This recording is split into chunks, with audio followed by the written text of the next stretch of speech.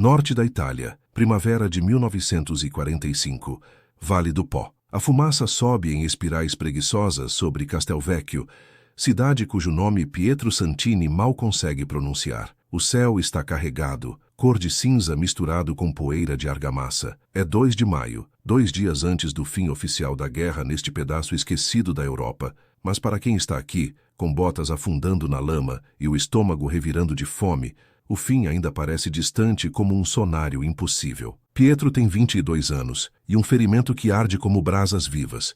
O estilhaço de morteiro arrancou um pedaço da coxa esquerda 3 horas atrás, quando sua unidade tentava cruzar uma ponte destruída. Ele rastejou até este canto, entre ruínas de uma padaria que ainda cheira vagamente a pão queimado, e agora está encostado numa parede de tijolos à vista, tentando não gritar. O sangue escorre devagar, encharcando a calça do uniforme da Wehrmacht, formando uma poça escura na terra batida. Ele olha para o céu cinzento e pensa na irmã, Greta, em Stuttgart.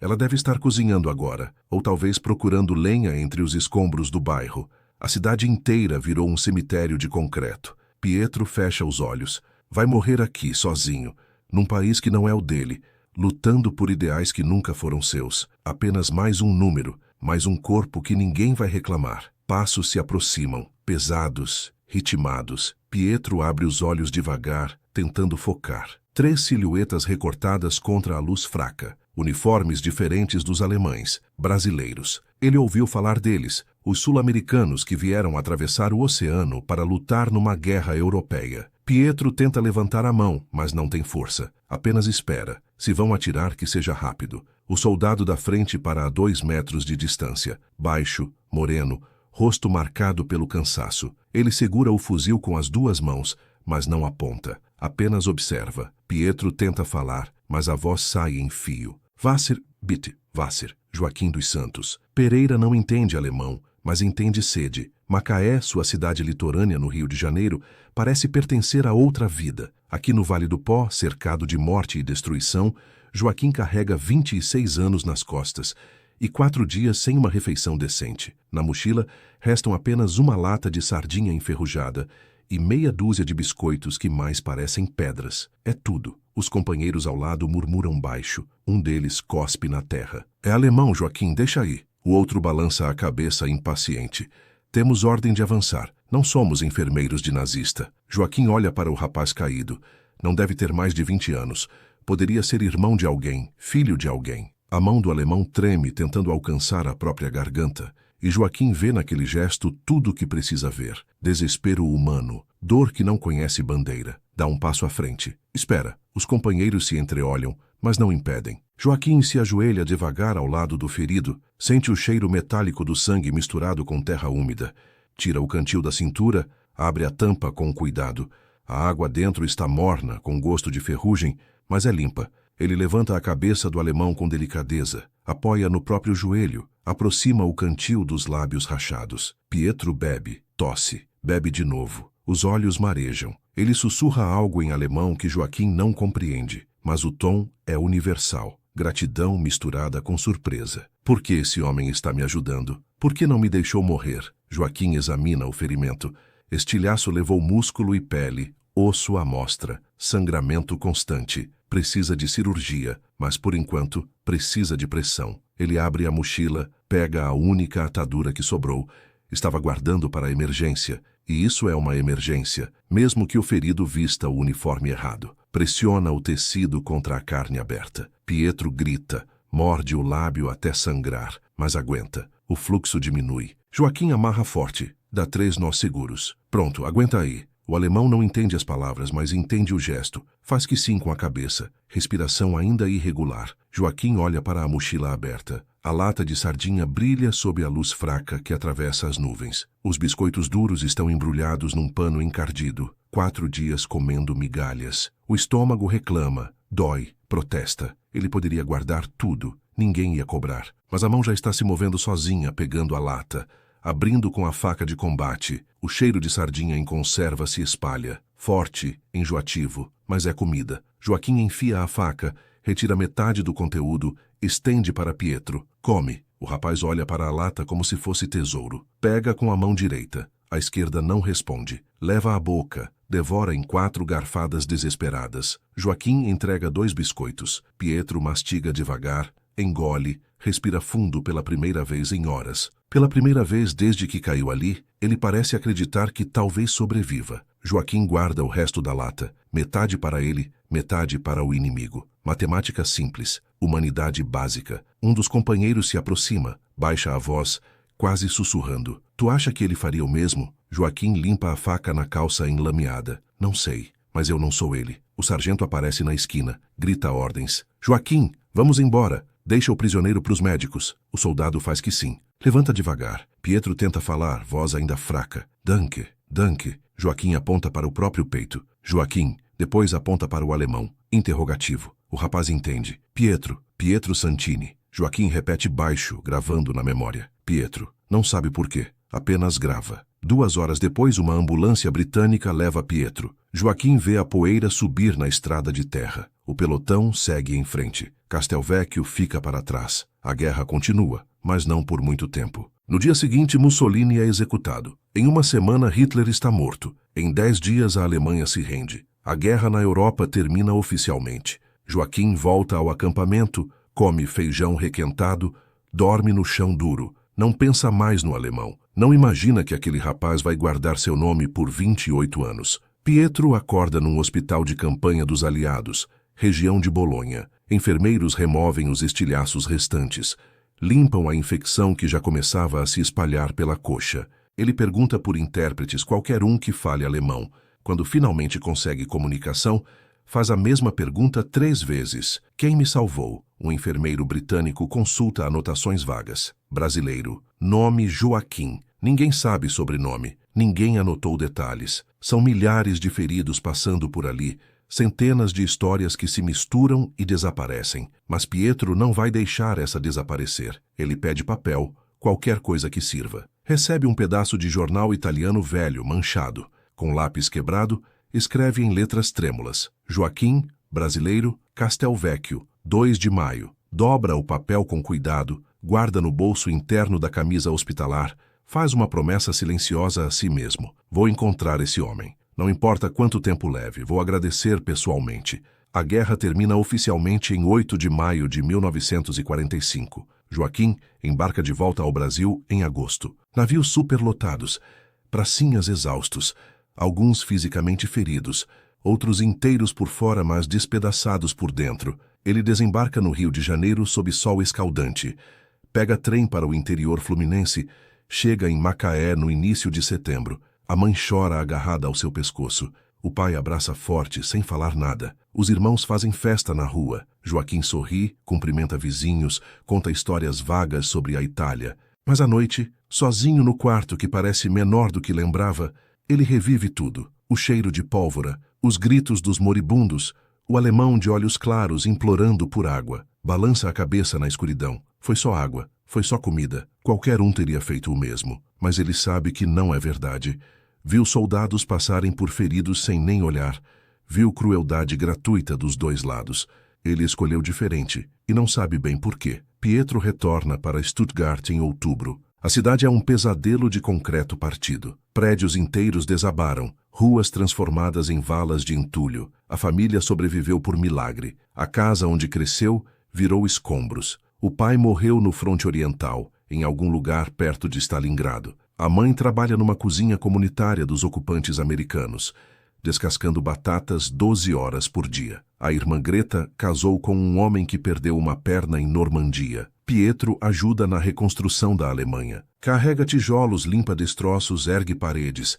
A perna esquerda dói sempre, principalmente quando chove. À noite, antes de dormir, ele tira o papel do bolso. Lê o nome em voz baixa, testando o som estrangeiro. Joaquim. Ele não sabe o sobrenome, não sabe a cidade exata, só sabe que o homem é brasileiro, que salvou sua vida quando poderia simplesmente ter seguido em frente, que dividiu a última comida sem hesitar, e de alguma forma, em algum momento, ele vai expressar sua gratidão. Os anos se arrastam e voam simultaneamente. Joaquim se casa com Lúcia, moça da igreja, tem 4 filhos, trabalha na doca descarregando navios. Pietro reconstrói a vida tijolo por tijolo, encontra emprego numa metalúrgica, conhece Hannah na missa de domingo, casa também, tem 3 filhos, Mas nenhum dos dois esquece. Joaquim às vezes conta a história para os filhos mais velhos, geralmente quando algum deles reclama de dividir brinquedos. Salvei um alemão na guerra, diz enquanto conserta a rede na varanda. Os meninos perguntam com curiosidade inocente: por que, pai? Ele não era inimigo? Joaquim olha para o mar ao longe,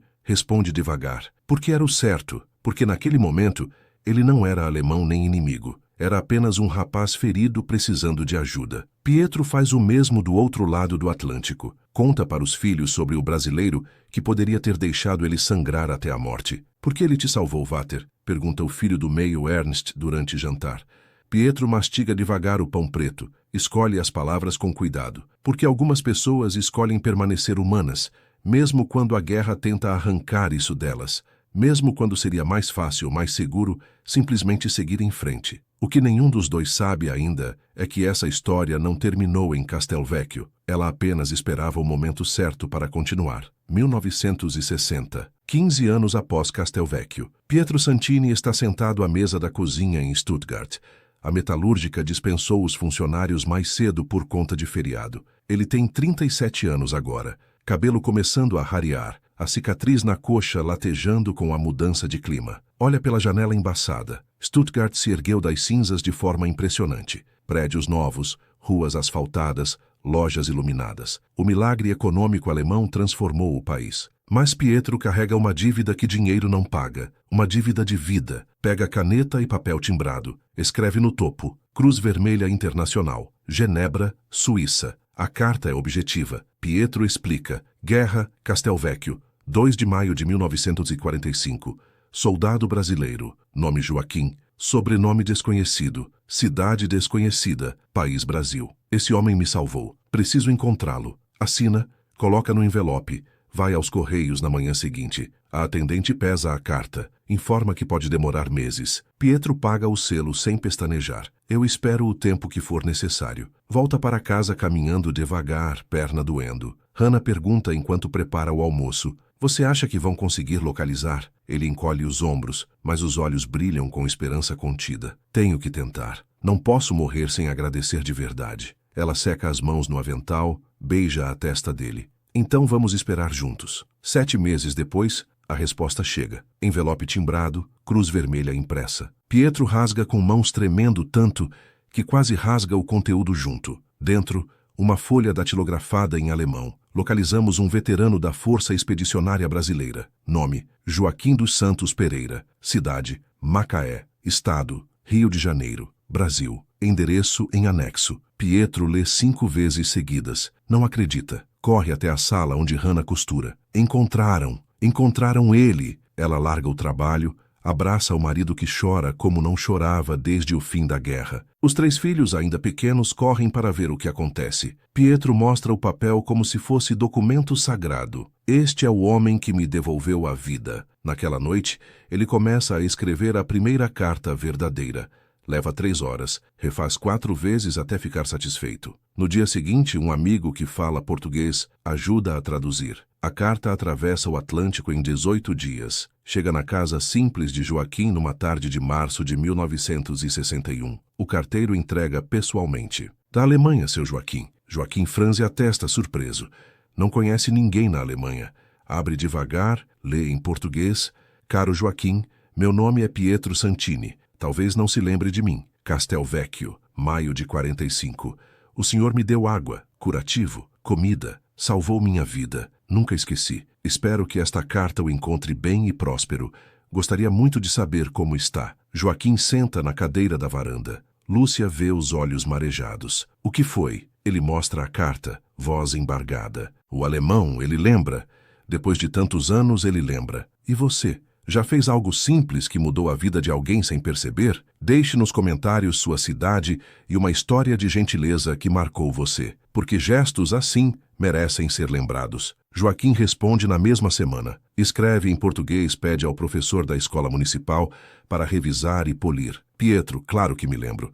Fico muito feliz em saber que sobreviveu e construiu uma vida. Eu apenas fiz o que qualquer homem decente faria. Como está sua família? Sua perna sarou bem? A carta volta para a Alemanha. Pietro lê em voz alta para Hannah, chora novamente. Ele diz que era obrigação, mas não era. Ele escolheu me ver como humano, não como inimigo. A partir dali, as cartas não param mais. Uma a cada 2 meses, às vezes 4 por ano. Pietro conta sobre os filhos crescendo, sobre a metalúrgica, sobre como Stuttgart renasce. Joaquim fala da vida na doca, das crianças na escola, do calor escaldante de Macaé, tão diferente do frio europeu. Eles trocam fotografias em preto e branco, famílias sorrindo, crianças correndo, casas modestas mas cheias de vida.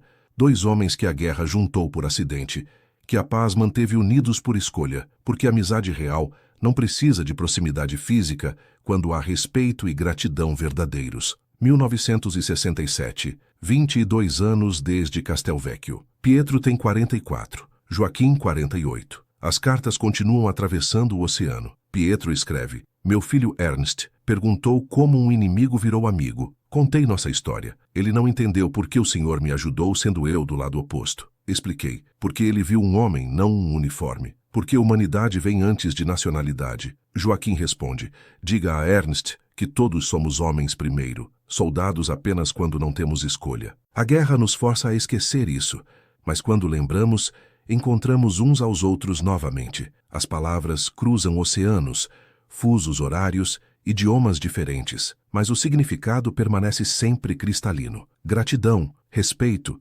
amizade improvável, mas absolutamente real. Nenhum dos dois imagina que vão se encontrar pessoalmente. A vida é curta, o mundo é vasto demais, passagens de avião custam fortunas. 1975. Pietro é promovido para supervisor na metalúrgica. Ganha melhor, consegue comprar apartamento próprio. Os filhos estão na universidade.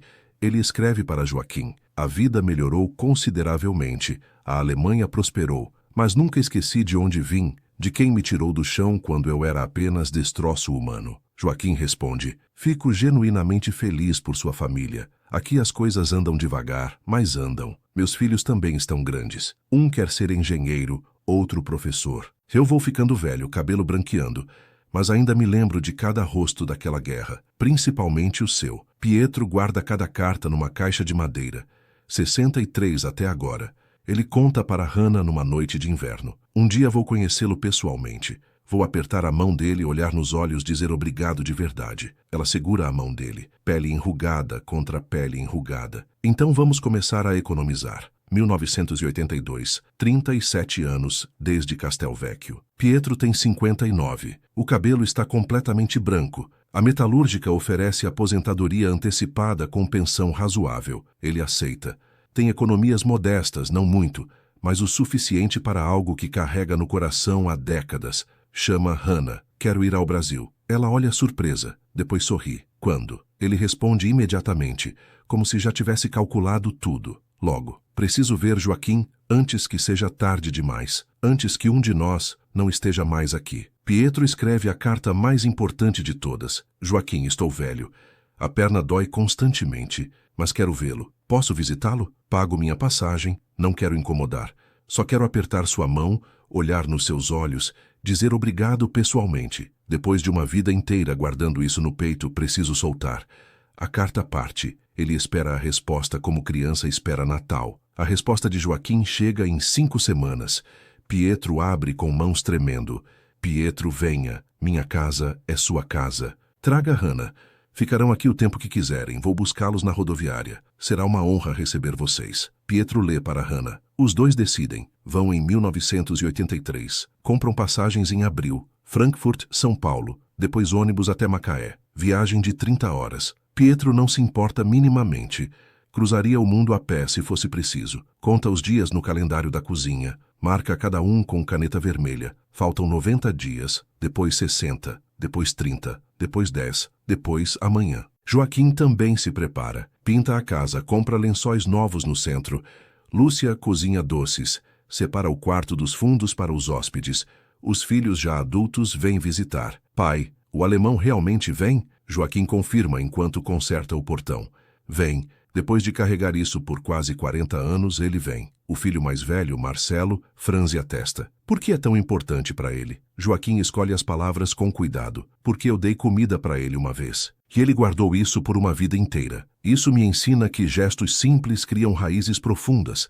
Que humanidade não envelhece nem desaparece. Junho de 1983. Pietro e Hannah embarcam em Frankfurt. Ele leva a caixa de cartas, todas as 63, prova física de décadas de amizade epistolar. O voo é longo, turbulento sobre o Atlântico. Pietro não dorme, olha pela janela, vê o oceano infinito lá embaixo. Estou cruzando o oceano para agradecer um homem que me deu meia lata de sardinha e 2 biscoitos. Hannah sorri, aperta a mão dele. Não foi a sardinha, foi a escolha de ver você como humano. Pousam em São Paulo, trocam de ônibus. Macaé aparece pela janela, verde intenso, mar azul ao longe, calor úmido que gruda na pele, tão diferente de Stuttgart. O coração de Pietro acelera. Faltam minutos. Depois de quase 40 anos guardando gratidão no peito como brasa acesa, ele finalmente vai poder expressá-la face a face. O ônibus para na rodoviária ao entardecer. Pietro desce com pernas bambas. Hannah segura a mala pequena. Ele olha ao redor.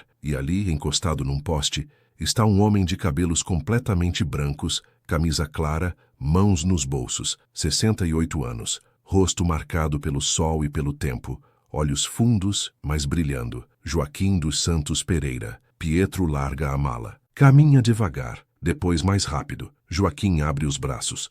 Os dois se abraçam no meio da rodoviária. Forte, prolongado, desesperado. Pietro chora no ombro do amigo. Joaquim também. Não dizem nada por 50 segundos inteiros. Não precisam. 40 anos de silêncio viram som naquele abraço. Todo mundo ao redor para observar. 2 velhos chorando como se tivessem encontrado a coisa mais preciosa do mundo. E encontraram. A casa de Joaquim fica perto do centro. Paredes azuis, janelas brancas, quintal com pé de manga. Pietro entra devagar, observando cada detalhe. Fotos na parede, família, filhos, netos. E no canto da sala, emoldurada, uma foto em preto e branco. Pracinhas da FEB na Itália. Joaquim aponta. Ali sou eu. Pietro se aproxima, toca a moldura. Você tinha 26. Eu 22. Éramos meninos vestidos de soldados. Joaquim confirma. Meninos que aprenderam a matar, mas você escolheu salvar. Pietro balança a cabeça. Não foi escolha. Foi instinto. Você estava morrendo, eu tinha água. O resto foi consequência. Durante a visita de 12 dias, Pietro conhece Macaé inteira. A praia, a igreja, o mercado. Joaquim apresenta amigos, outros veteranos da FEB. Eles trocam histórias, nomes de lugares que não significam nada para a maioria das pessoas, mas que para eles são sagrados. Um veterano pergunta a Pietro como era do outro lado. Pietro responde devagar, escolhendo palavras. Igual. Medo, fome, saudade de casa, ordens absurdas de superiores distantes. A diferença é que vocês lutavam por liberdade. Nós lutávamos por mentiras que nos contaram desde crianças. No 6º dia, um jornalista local aparece. Quer escrever sobre o reencontro. Pietro e Joaquim aceitam. A matéria sai no jornal da cidade. Veterano brasileiro reencontra alemão que salvou na guerra. A história se espalha. Rádio convida os dois para a entrevista. Pietro fala em alemão, tradutor repassa. Vim ao Brasil porque precisava olhar nos olhos do homem que me ensinou que compaixão existe mesmo nos lugares mais sombrios. 40 anos não apagam gratidão, apenas a fazem crescer. No último dia, Pietro entrega um presente, envelope grosso. Dentro, fotos dele com família e uma carta manuscrita. Joaquim, guarde isso. Mostre para seus netos. Diga que o avô deles plantou bondade numa guerra e que essa bondade virou família inteira do outro lado do mundo. Você não é apenas meu amigo. É parte da minha história, parte de tudo que construí. Obrigado não é suficiente, mas é tudo que tenho. A despedida acontece na mesma rodoviária. Pietro abraça Joaquim novamente. Continuarei escrevendo. Joaquim ri, voz embargada. E eu continuarei respondendo. Pietro sobe no ônibus, acena pela janela até Macaé desaparecer no horizonte. As cartas continuam, mais espaçadas. Eles estão velhos, mas nunca param. Até que em 1995, uma carta de Stuttgart não chega. Joaquim escreve para Hannah. Ela responde. Ele partiu em paz falando de você até o fim. Joaquim morre em 2003, 84 anos, cercado de família. Nas mãos, a caixa de cartas de Pietro. 2 de maio de 1945. Um gesto simples mudou 2 vidas para sempre. Joaquim dividiu água, curativo e meia lata de sardinha. Pietro recebeu esperança quando só esperava a morte. 40 anos depois, abraçaram-se numa rodoviária brasileira, provando que humanidade vence ódio, que bondade atravessa décadas, que inimigos são apenas amigos que ainda não se encontraram. Os pracinhas da Força Expedicionária Brasileira Não foram apenas guerreiros. Foram homens que escolheram compaixão quando o mundo pedia vingança. 80 anos depois, histórias assim ainda ensinam. A bondade nunca envelhece. Se você chegou até aqui, obrigado por manter essas memórias vivas. Compartilhe com alguém que precisa lembrar que gentileza importa. E me conte, qual foi o gesto mais simples que alguém fez por você e que você nunca esqueceu? Sua história pode inspirar outras pessoas. Um abraço caloroso e até a próxima jornada.